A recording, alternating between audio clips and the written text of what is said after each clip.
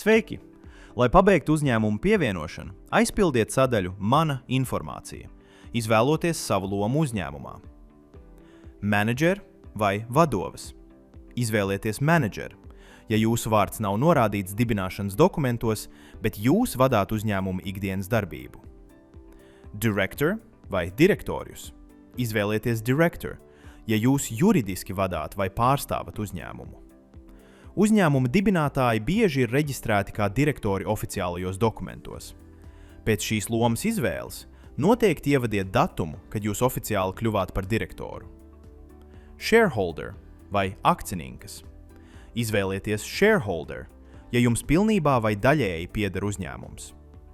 Jums jānorāda datums, kopš kura esat īpašnieks, slīpsvītra akcionārs. Pēc šīs lomas izvēles aizpildiet lauku īpatsvars. Tas norāda jūsu īpašumu procentu. Accountant vai buhalteris. Izvēlieties accountant, ja jūs nodarbojaties ar uzņēmumu finansēm vai grāmatvedību. Secretary vai sekretorjus. Izvēlieties secretary, ja šī loma ir norādīta dibināšanas dokumentos. Tā ir juridiska pozīcija uzņēmuma struktūrā. Pēc izvēles ievadiet datumu, kad kļuvāt par sekretāru.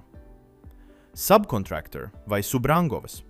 Izvēlieties subkontraktoru, ja jūs strādājat uzņēmumā, bet neesat algots darbinieks un saņemat samaksu ar rēķiniem. Katram subuzņēmējam jāaugšupielādē savi rēķini sistēmā, lai saņemtu maksājumu. Ja strādājat būvniecībā kā strādnieks, noteikti aktivizējiet RCT šai lomai. Employee vai darbotājs. Izvēlieties employee tikai tad, ja strādājat uzņēmumā kā algots darbinieks. Šī loma tiek izmantota algu aprēķinam, un visiem darbiniekiem, kas saņem algu, jābūt piešķirtai šai lomai. Īpatsvars. Šis lauks jāizpilda tikai tad, ja ir izvēlēta loma shareholder. Tas parāda, kāda uzņēmuma daļa jums pieder. Un tas arī viss. Kad visas lomas ir pareizi piešķirtas, uzņēmuma iestatīšana ir pabeigta. Paldies par skatīšanos!